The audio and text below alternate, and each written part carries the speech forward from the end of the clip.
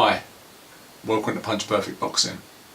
Now for this video I'd like to take a little look at the Japanese fighter Naoya Inoue, hope I pronounced that right, and a little bit of a look at his career, but I wanted to dwell on how I believe he generates that fantastic power in his punches and maybe give a little technical insight into how he does that.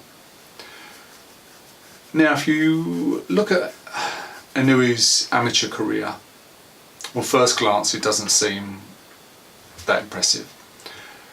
I think he got to 1 World Championships and the only medal that he won was at the 2010 Asian Games, and his record was 75 wins with 6 losses.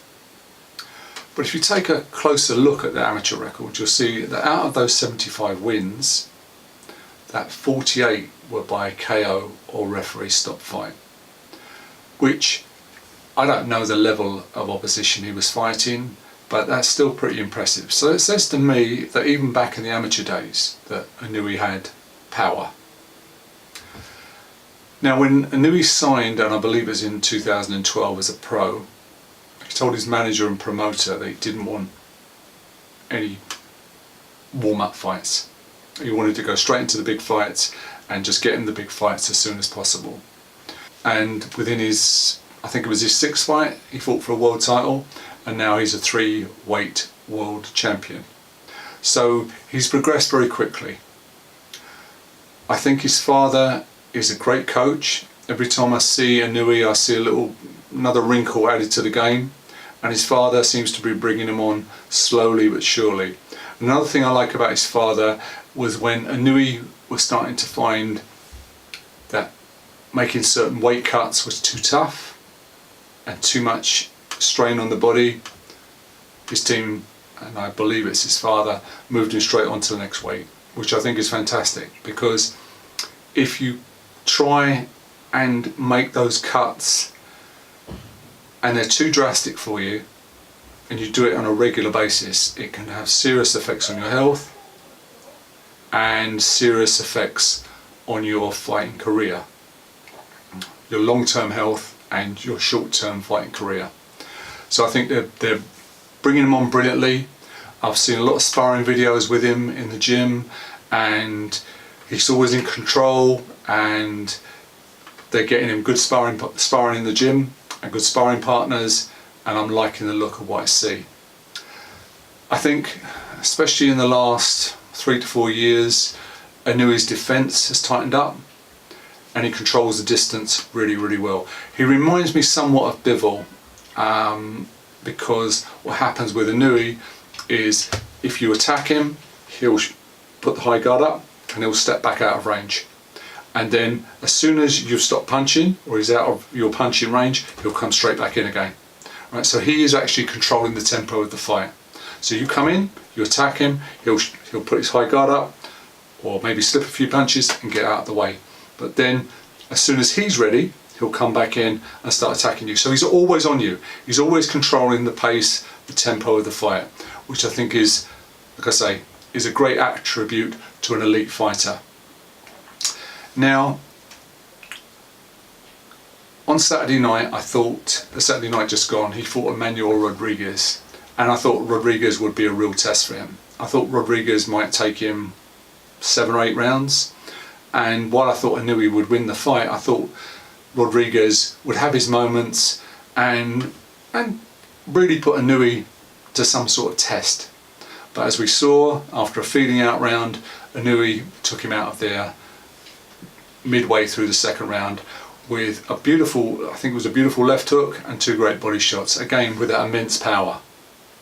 So how does Inoue generate that power? How does he put that power into those punches? Now, my theory is, and I've been doing a lot of work with my guys in the gym about weight transference. If you can transfer your weight, if you can learn how to be in balance in the ring as you move around, and then you can transfer your weight perfectly into your punches, and that means not overbalancing, not being out of position, bringing your feet with you when you move forward, stuff like that. But then when you are in position to throw punches, make sure that you are transferring your weight into your punches, and it's an art. You might be able to do it with a jab, but then you're too far forward and the backhand loses its power, or you do not bring your weight back. Once you've thrown that jab, you do not bring your weight back, so it's 50-50 balance in the middle of the body, and so it's perfectly positioned then to transfer your weight into that right hand, take a little step forward, a little dip, and then to hook in and bring your, as you've thrown that right hand, you bring your weight back, your little dip to the side, and then transfer it to the leg, pivot, and bring that weight across for the hook. Now, Inoue does all those things perfectly. If you look at him in the ring, he's beautifully balanced, perfectly balanced. Does a little stutter step sometimes, but wherever he is in that ring, and whenever he's in punching range, he's perfectly balanced to throw punches. Right, Inoue will step in with the jab, alright? He steps in with the jab, he brings his feet with him, alright? So, steps in with the jab, transfers his weight into forward and into that jabbing hand. But when that jab's complete, you notice that as that hand comes back, as that hand's coming back, the weight is brought back, so it's 50-50 in the middle of the body, and it's in perfect balance now to throw that right hand. So you're going to get maximum power on that right hand. So he throws the right hand, just for example, throws the right hand comes back, maybe takes a little step with the front foot, dips down to the side, but as that right hand's come back, that weight's perfectly balanced in the centre of the body, dips down to the side, and then hooks in and transfers that weight across.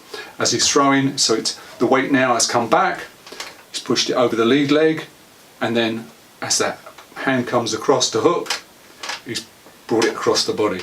So, jab, weight transferred to the jabbing hand, so it's stepped in, and you've pushed a really hard jab out, you bring that back, 50-50 in the centre of the body, strong right hand, bring that back, as that hand's coming back, you maybe take a little step with the front foot to get into range for that hook, either it's to the body or the head, and you dip down. You transfer that weight then over the front foot. So if you look at great athletes like Pele, George Best, Ronaldo, Michael Jordan, all these people have fantastic balance. And that's how I believe Inoue puts that power into his punches. It's perfect weight transference. And try it in the gym, try it on the bag, try it in sparring, all of those things.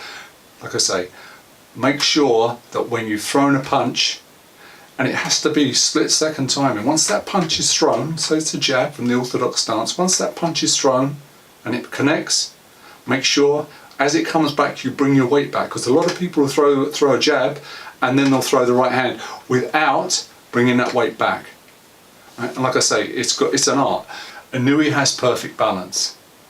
So once he's thrown those punches, it's just a natural thing for him as they come back to him, as he's bringing the hands back, to be back in balance. Take a look at Inoue versus Payano, the knockout, for a perfect example of what I'm talking about. Payano throws that lead southpaw jab. Inoue actually steps inside it, throws his own jab. As that weight's coming back, pivots with the back foot, and weight has come back perfectly to 50-50, and then throws the right hand. And Payano's history. So we'll just go through that again. Payano is waiting, he's doing a lot of touching with Payano, lead hand touching, southpaw touching, the orthodox hand, and then waits for Payano to throw that jab, steps inside, beautiful weight transference, throws the jab, a really stiff jab, and then as that hand's coming back just a fraction, brings the weight back, pivot, and right hand. All happens in a split second, but you can see the power generated. And this is how Inoue generates that power. Like I say, it's perfect weight transference in the body, and it allows him to set up those fantastic shots. And he's going to be a problem for anyone out there, because not only does he have the technical side, which is growing every fight, he always has that power to fall back on. So Inoue has those two sides to his game. The technical side is getting better, and he always has that power to fall back on.